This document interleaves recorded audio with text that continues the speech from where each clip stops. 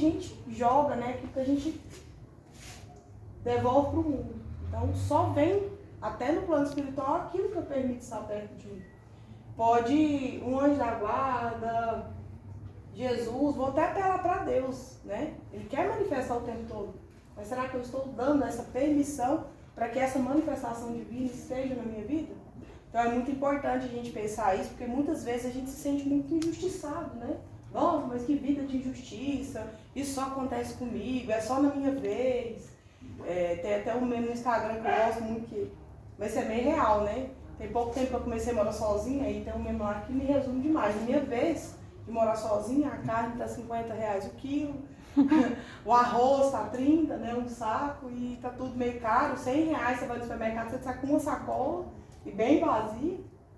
Mas eu acredito que existe algo maior sendo planejado para cada um de nós e cada um precisa de vivenciar aquilo que está passando nesse momento. Isso nos faz ser menos vítimas da nossa própria vida, da nossa própria história. Quando a gente deixa de ser vítima das pessoas, vítima da vida, vítima das nossas próprias escolhas, a gente consegue já dar uma luz àquilo que a gente é, que é o mais importante de tudo. Hoje até eu estava brincando com uma amiga minha numa conversa, né? Às vezes eu gosto de uma conversa meio profunda, mas sempre termina na brincadeira, que eu falo assim, nossa, a gente é carente demais, né? Se a pessoa mandar um oi, a gente já tá pensando em casamento, não, a pessoa me quer pro resto da vida. Mas aí eu brinquei com ela hoje, eu falei, olha, pra você ver, a gente já tá carente consciente, a gente já sabe que a gente é carente, né? Quanto tempo que a gente passou achando, quantos amores que a gente teve, perdeu, né? Durante um único ano. Então, se hoje a gente já sabe que o oi daquela pessoa reflete em mim de uma forma diferente, eu já consegui evoluir alguma coisa. Eu já consegui dar luz àquilo que eu sou, e isso é muito importante. Porque a gente passa um bom tempo da nossa vida, e hoje outra pessoa, não, inclusive foi até ela mesma que comentou comigo, que às vezes a gente sente algo que nem sabe o que é. Interessante, né? A gente está triste e não sabe de onde vem a tristeza. A gente não consegue nomear o que sentimos, o que somos, para onde vamos, o que queremos.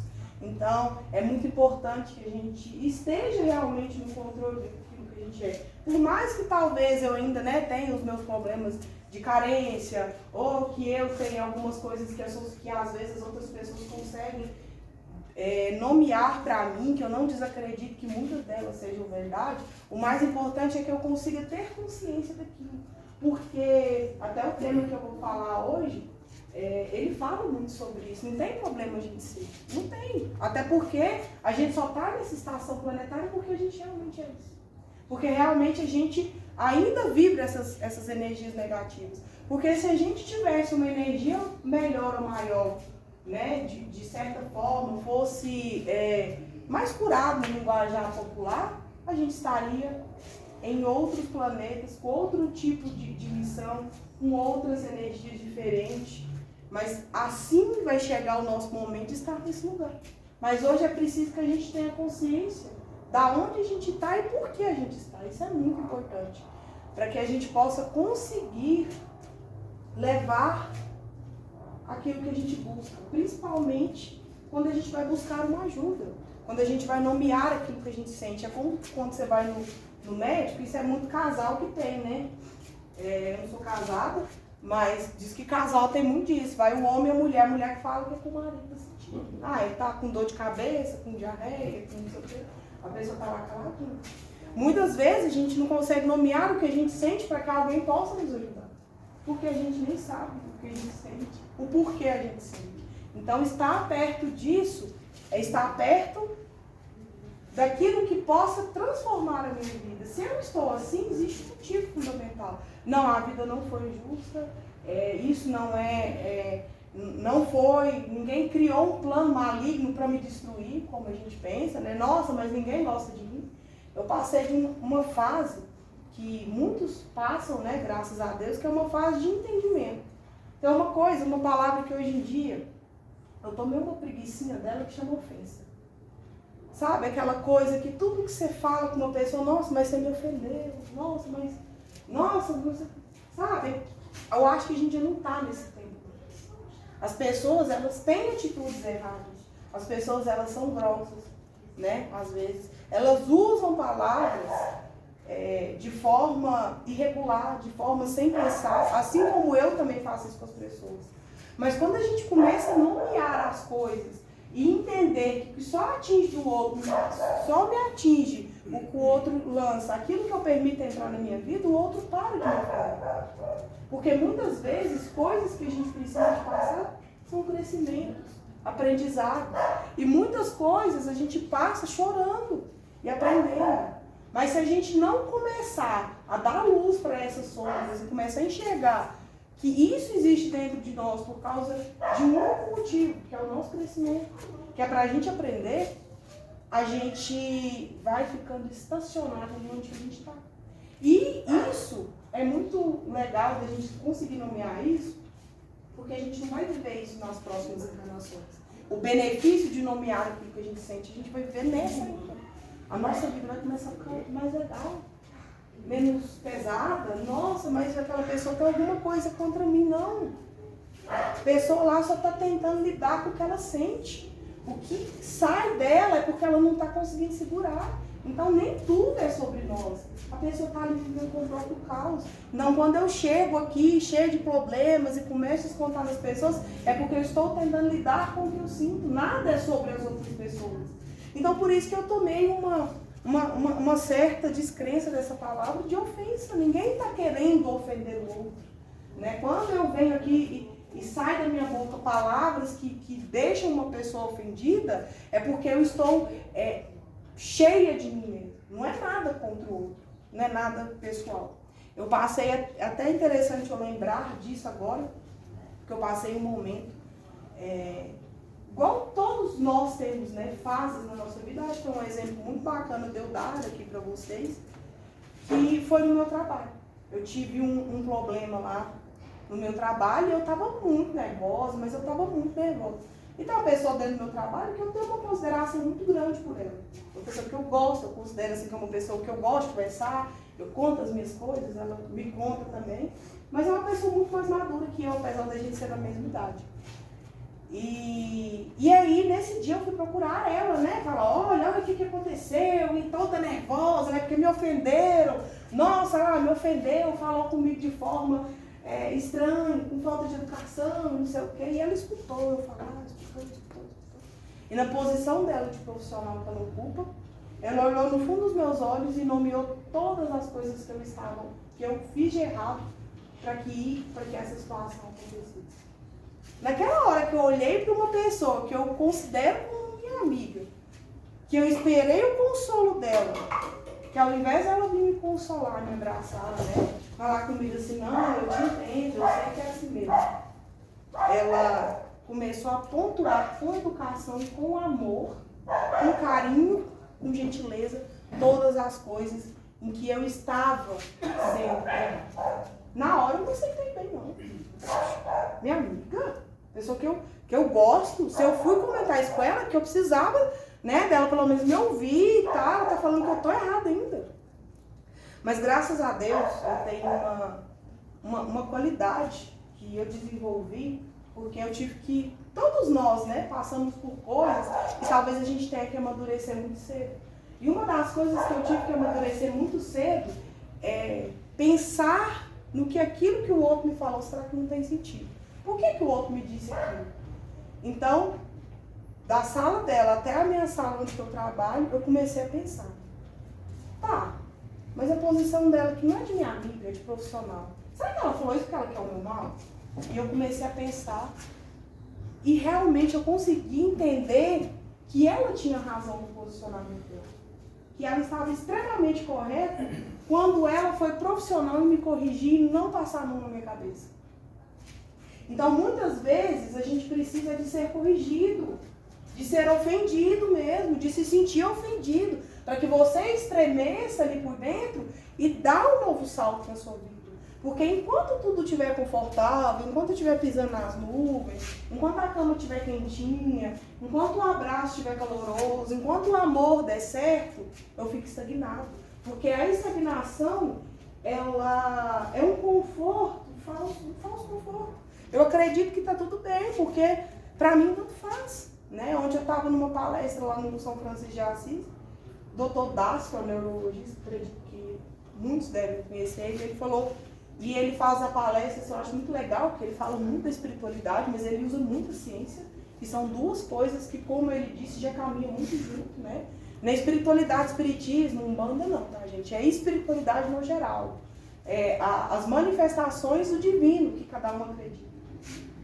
E ele falou uma parte da ciência, que existe uma parte do nosso cérebro, que é o cérebro emocional, que se a gente for tomar por um câncer, por alguma coisa,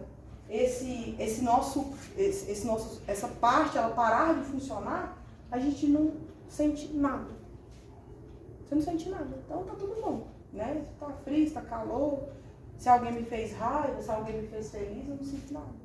E o nosso estado de estar ali parado num lugar só, quando tudo está muito bom, ele é como se essa parte emocional do nosso cérebro também tivesse sido parada. Por quê? Porque experimentar esses estágios de subida e descida da nossa vida é aquilo que nos faz caminhar por aquilo que a gente veio fazer aqui. Porque a gente, às vezes, confunde a vida como se fosse um parquinho de diversão. Mas eu acredito que, ainda assim, dá para ser muito feliz aqui. Dá para trocar muita coisa legal aqui. Dá para você escolher uma coisa na sua vida e conseguir encontrar a verdade naquilo. Mas é preciso que a gente entenda que isso aqui, ó, o princípio básico que eu falo sobre o Espiritismo, que ele é muito legal, que ele vem nos ensinar. Isso aqui é só uma passagem, uma viagem. E o nosso problema é que a gente acha que a gente é daqui.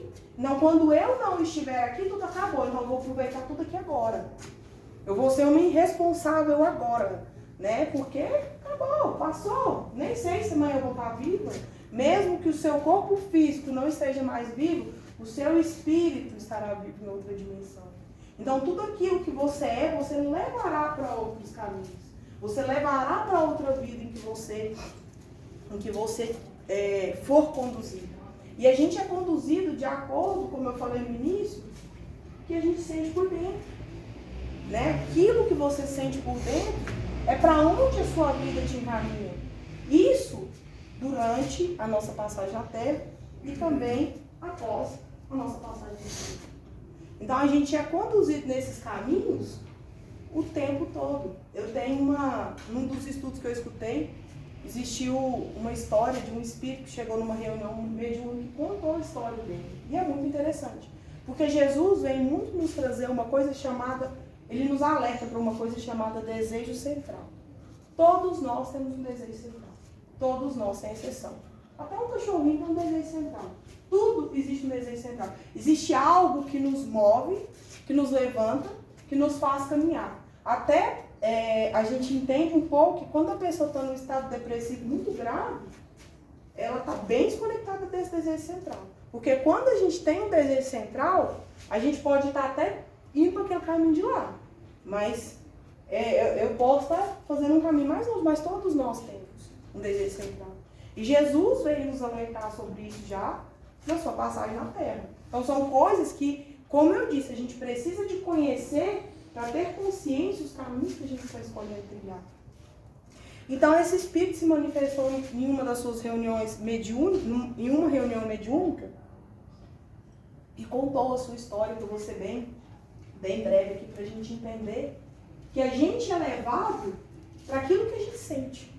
Então se eu estou com uma vida ruim, se eu só reclamo, nossa, mas está tudo muito difícil, pode ter certeza, quem está me dando a mão para me levar para esse lugar é eu mesmo que estou me conduzindo a esse caminho. Talvez não é nem intencional. Ele é inconsciente, ele é sem programar, porque a gente ninguém programa de ficar ruim, né? Ninguém programa de ter uma vida ruim. Porque até um erro, né, das criações, que eu falo por mim que somos criados para ser felizes. E para que a gente seja feliz, a gente tem que ultrapassar qualquer barreira. Qualquer barreira. Eu tenho que ir em qualquer lugar do mundo que a felicidade é a chave. E aí, hoje em dia, a internet ela tem um poder de comunicação muito veloz, né? Tudo muito rápido. E o que é para ser usado ao nosso favor é distorcido os fatos. Então, se eu vejo, né, que uma pessoa está ali postando a vida dela, ela acorda de manhã, ela faz o skincare, aí ela desce para tomar um café da manhã naquela mansão e tem ali o seu suco verde, ela toma, ela faz a sua academia, ela chega, ela faz ali a terapia dela. Eu estou acompanhando uma vida integral de uma pessoa que eu não conheço. Eu nem sei de onde essa pessoa vem. Mas ela está ali me mostrando o lado bom da vida. Porque eu fui criado para entender que ser feliz é aquilo que ela está vivendo. É o dinheiro, é o bom status, é tudo isso. Então aquilo me conecta de alguma forma. Só que passa algum tempo, eu recebo a notícia que essa pessoa suicidou. Né? Essa pessoa tentou suicidar, ela estava infeliz com a vida. E eu fico me questionando, mas como uma pessoa que tem tudo suicida? Como uma pessoa que tem tudo, ela quer morrer? Porque a gente é ensinado os valores distorcidos da felicidade. Então, aquilo que a gente entende como felicidade, a gente é conduzido por esse caminho. Só que ele é um caminho tão vazio que a gente vai caminhando, você caminha, você nunca acha o fim daquela estrada, ela é uma estrada sem fim. E o problema dessa felicidade, porque a gente vê ela lá no final, é como se fosse uma luz no fim do túnel. E você começa a buscar ela. E vocês querem jogar pro alto. E você começa a buscar, Você começa a passar por cima de pessoas, de situações. Você quer desviar caminho, você quer chegar no caminho mais fácil. Porque o importante para mim é chegar lá. Porque a felicidade que me ensinaram, que o mundo me propõe é essa. Então eu começo a admirar a vida das outras pessoas e querer ter também uma vida dessa. E quanto mais a gente sobe os níveis da nossa vida, mais a gente quer subir o nível. Vira uma coisa incansável, uma luta incansável. Eu vou falar por mim mesmo. Eu tinha muita vontade de morar sozinho. Não, eu contei no início que eu moro sozinho. Não, pra mim qualquer lugar pra mim morar sozinha tá ótimo. Agora que eu moro sozinho, todo dia eu quero comprar fundamental. E quando eu conseguir comprar tudo aquilo que eu tenho como meta hoje, eu vou mudar a minha meta.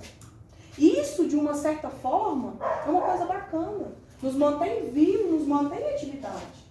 Porque o Espiritismo ele é tão esclarecedor que ele não quer dizer, quando Jesus disse, seja humilde de coração, ele não quer dizer para a gente abandonar tudo que a gente tem, em roupa, em bens materiais, e viver mendigando, não. Ele quis dizer, ser humilde de coração, é não deixar que as coisas do mundo dominem quem você é. É não deixar que essas felicidades que a gente vê, que ela é comprável, seja o nosso Senhor. Que eu não seja escravo dessa felicidade. E como a gente é criado para ser feliz dessa forma, porque uma das primeiras coisas que os nossos pais nos perguntam, né, quando a gente toma um pingo de consciência, o que você vai ser quando você crescer? Todo mundo responde, vou ser médico, astronauta, vou ser... Ninguém nunca vai ser coisa pouca. Jogador de futebol, cantor. Qual é a criança que responde, vou ser feliz, você é alguém caridoso, você é alguém importante? Ela não vai responder isso. Porque a consciência dela de matéria e espírito está ali, né, naquela transmutação toda. Então ela é conduzida a falar aquilo que os pais ensinam. Então essa busca incansável por essa felicidade, ela se torna uma... Na verdade, eu até falei que a gente vai caminhando, mas eu vou retratar até melhor. É como se a gente estivesse ali em cima de uma esteira e você corresse a 13 km por hora e não saísse do lugar, porque a minha felicidade está lá, mas eu não saio do lugar. Então, às vezes, me dá um pico de endorfina, tô felizona, mas o cansaço vem. Mas o que é que eu preciso fazer? Aí eu começo a minha mente. Aí eu começo a correr, aí eu paro, dou trote, aí eu corro de novo. Por quê? Porque eu não chego lá nunca. A gente nunca chega no que a gente quer. E a vida é muito engraçada. Porque o que a gente precisa, a gente já tem. Eu tenho certeza que eu preciso estar aqui. Certeza absoluta. E cada um de vocês que está aqui, entre os encarnados e os desencarnados. Então por que eu quero passar logo lá na mata? Se o meu momento é o aqui e o agora. Então a gente está sempre buscando o próximo passo. Esquece que o que é o real, o que é o básico necessário, está aqui comigo nas minhas mãos agora. É isso que eu preciso levar para mim. É isso que Deus quis nos ensinar. Que Deus nos coloca nessa terra para que a gente possa aprender. que a gente já tem o necessário. E se eu usar desse necessário para a minha vida, eu consigo transformar aquilo que eu sou e aquilo que eu quero ser. E aí eu consigo entender qual é o conceito de felicidade, o que é ser realmente feliz. Será que ser realmente feliz é viver uma busca incansável por algo que alguém colocou como meta na vida dele? Porque quantas metas que a gente tem que é de outras pessoas? Eu tenho a meta de casar, de ter filho. Às vezes a meta nem é minha, é da minha mãe. Eu tenho a meta de comprar um carro do ano. Às vezes a meta nem é minha. Alguém comprou um carro, achei bonito. Eu falo, minha meta também. Bom ter um carro. Então a gente vive cansado para cumprir coisas que nem são nossas. Que nem me faz bem, nem me faz feliz. Tanto que quando a gente começa a alcançar essas coisas que a gente busca, você se vê totalmente infeliz, aquilo não te preenche. Porque como eu disse, que a gente não deve deixar o mundo e as coisas externas serem os nossos senhores. Não quer dizer que a gente tem que abandonar. Quer dizer que a gente tem que largar um emprego, ou que a gente tem que deixar de ter prosperidade, de buscar uma vida melhor. Sim, a gente precisa disso tudo. Até já trazendo um pouco mais para o espiritismo mesmo, porque quanto mais a gente, consegue se elevar em níveis sociais, financeiros e econômicos, mais pessoas a gente consegue abraçar. Essa casa, ela não vive sem dinheiro. Vive. Essa luz, alguém tem que pagar para ela ligar. Se ela estragar, tem que comprar alguma coisa para consertar. Alguém tem que vir aqui se alguém da casa não conseguir arrumar. Então, tudo precisa, de todas essas energias. Mas que a gente não deixe que essas energias sejam, a ponte da nossa vida, que seja realmente a ponte em que a gente caminhe nela e nunca acaba. Parece que minha felicidade está lá do outro lado. Eu vou começar a caminhar. Eu vou ver um ciclo infinito, parada e estagnada. E o tema da minha palestra aqui ia ser o que Jesus espera de nós. Talvez que eu vou, que era para ser tudo, mas eu vou só encerrar porque a hora está acabando. Fui conduzida para falar outra coisa, mas com certeza eu precisava ouvir isso, eu vou colocar isso para mim. O que Jesus espera de nós? Jesus espera que a gente seja perfeito. Jesus, mas perfeito? Nós não temos condição de ser perfeito, não. Mas perfeito naquilo que a gente é. Mas perfeito naquilo que a gente tem condição de ser. Quantas vezes a gente faz as coisas de mau grado, de mal feito? Quantas vezes alguém chega até mim e eu faço ali tudo de qualquer jeito? Então, quando a gente for fazer até um café, que seja o melhor café da minha vida. Então, quando eu for abraçar alguém, que eu abrace verdadeiramente alguém. Chico Xavier disse uma vez que ele estava caminhando para o caminho da evolução como uma lesma. Se eu for pensar, nossa, uma lesma não é hora de mais andar. O Chico Xavier estava assim. Aí você imagina nós. Mas tem muito cavalo puro sangue correndo, mas é para trás. É voltando para trás. É gastando energia, é gastando tempo, é gastando cansaço, gastando exaustão mental. Quantas pessoas a gente olha para as pessoas, elas são cansadas. E não se engane, o nosso caminho, o verdadeiro caminho, aquilo que é o nosso, aquilo que Deus nos preparou para que a gente pudesse viver na nossa vida, Ele não traz exaustão. Uma noite de descanso te descansa daquilo que é seu. Uma oração, uma meditação te volta para o centro para você continuar na caminhada que é sua. Mas eu viver uma vida de exaustão, para que eu consiga atingir metas em que o mundo me propôs, em que a minha família me propôs, nas crenças que vêm ali da ancestralidade de toda a minha família, que vem da minha mãe, do meu pai, dos pais dele, dos avós dele, dos meus bisavós, aí você vai. Então eu estou aqui para cumprir tudo isso, que alguém que nunca nem me viu falou que era o certo, que a minha família é assim. Aí você vai carregando essa bagagem toda. Só que, como eu também disse no início, temos condições de nomear aquilo que somos, aquilo que sentimos, o que devemos ser. Aquilo que eu sinto hoje, que me faz buscar essa casa é o quê? Qual que é o motivo de eu estar aqui, no Lar de Maria hoje? Tem que ter motivo. Existe um motivo. E às vezes a gente nem nomeia. Estou indo lá porque eu gosto do paz. Não, o pessoal de lá é gente boa. Não existe um motivo. Existe uma conexão que te liga a esse lugar. Porque Deus, Ele é tão generoso, tão bom, que Ele escolhe as pessoas para estarem aqui. Os bancos estão vazios de pessoas materiais e cheios de pessoas espirituais. Aqui, tanto irmãozinhos que estão no mesmo nível de consciência que nós, alguns inferiores, e principalmente muito mais superiores, para que possam ordenar o trabalho de Deus no momento da abertura dessas portas. Então, se a gente é escolhido para estar aqui, existe uma festa sendo feita para receber a gente nesses lugares. Existe uma festa em que Jesus celebra todas as vezes que você entende o que Ele quer te dizer. O que Jesus quer de mim? Ele quer sim que a gente seja próspero, que você conquiste coisas. Ele não pediu para a gente abandonar tudo. Ele só pediu para que a gente não deixasse que essas coisas dominassem quem eu era de verdade. Quem é o meu verdadeiro ser. Que eu não busque infinitamente, num loop infinito, coisas que vão só alimentar o meu ego. Coisas que vão alimentar o meu prazer. Coisas que alimentam somente a minha carne. Coisas que alimentam a minha satisfação ali de momento. Mas daqui um tempo, essa satisfação, ela acaba, ela perde o sentido, o valor, a qualidade para mim. Sente minha, né? Tá na hora, senão eu não falo mais.